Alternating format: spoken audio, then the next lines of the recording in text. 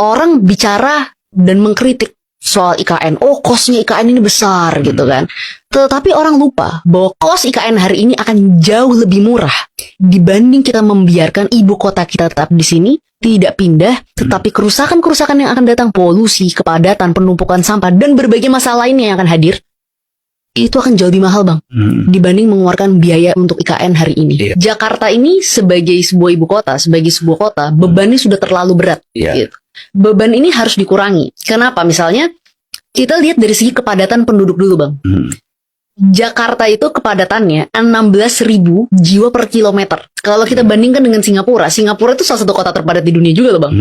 Itu kepadatannya 8.000 jiwa per kilometer. Jadi setengah dari kita gitu. Kita tuh double dari Singapura gitu.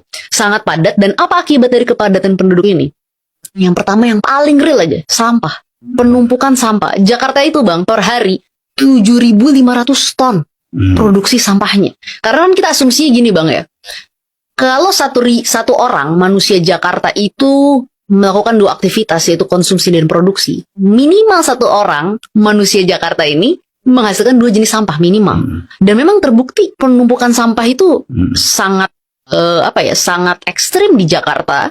Bahkan sepanjang tahun 2022 itu 3 juta ton sampah yang diproduksi oleh Kenapa Jakarta. Presiden Jokowi membuat infrastruktur? Kenapa kalau infrastruktur bagus, dia bisa mendorong mobilitas masyarakat. Interaksi itu menimbulkan apa yang disebut inovasi dan ide.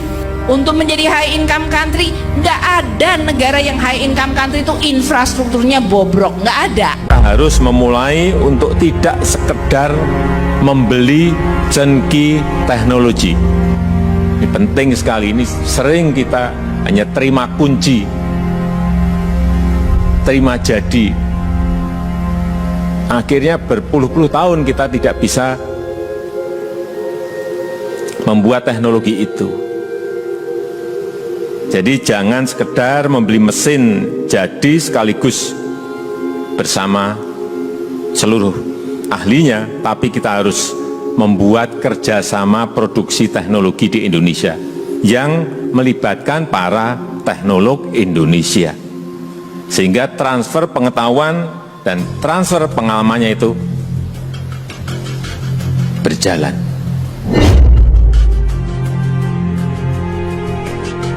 Indonesia terus maju meninggalkan negara-negara tetangga dalam hal inovasi infrastruktur yang ramah lingkungan. Indonesia akan menjadi jajaran negara pertama di luar Republik Rakyat Tiongkok atau RRT yang memiliki transportasi massal kereta tanpa rel. Kereta tanpa rel atau yang dikenal sebagai Autonomous Rail Rapid Transit atau ART ini menandai langkah signifikan dalam transformasi transportasi yang berkelanjutan dan efisien. Hal ini selaras dengan konsep ibu kota negara Nusantara yang ditargetkan dapat menjadi pionir dari kota berbasis cerdas dan pintar serta menggunakan transportasi cerdas. ART adalah sistem transit berkapasitas sedang untuk transportasi penumpang perkotaan yang menggunakan teknologi terdepan. Kendaraan ini diklaim dapat menghemat biaya operasional dan mampu mengangkut penumpang dengan jumlah yang lebih banyak. Penggunaan ART di IKN tersebut bakal dilakukan di bawah koordinasi Kementerian Perhubungan atau Kemenhub. Kementerian Pekerjaan Umum dan Perumahan Rakyat atau PUPR disebut bakal melakukan uji coba pembangunan kereta tanpa rel di Ibu Kota Nusantara atau IKN dalam waktu dekat. Di mana proses uji coba rencananya bakal dilakukan di area Sumbu Kebangsaan Barat IKN, sebab progres pembangunan proyek Jalan Sumbu Kebangsaan sisi barat di IKN itu sendiri tercatat sudah rampung sepenuhnya. Nantinya proses uji coba akan dilakukan pada trase sepanjang 4 hingga 5 km. Meski begitu, rencananya kereta tersebut akan menghubungkan kawasan Sumbu Kebangsaan Timur dan Sumbu Kebangsaan Barat. Tahap pembangunan rutenya pun akan dilakukan dalam 2 fase. Panjang pembangunan jalur ART tahap 1 adalah kurang lebih 1,2 km, sedangkan panjang pembangunan jalur tahap 2 adalah kurang lebih 5,2 km. Satu set ART terdiri dari 2 gerbong dengan total kapasitas penumpang sebanyak 324 orang.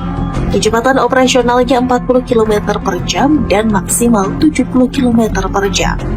Kereta otonom tersebut dioperasikan menggunakan baterai yang disubstitusikan dengan marka jalan dan magnet.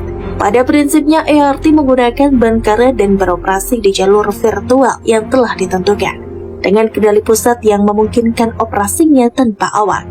Sistem ini ditenagai oleh baterai listrik dengan setiap stasiun dilengkapi fasilitas pengisian cepat.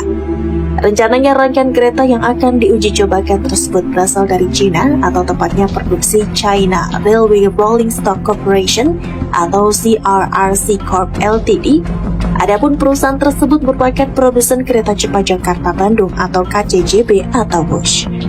Dalam waktu dekat, CRRC akan memboyong unit ERT ke Indonesia untuk dipamerkan di ajang pameran yang dihelat di IKN pada bulan Juli 2024.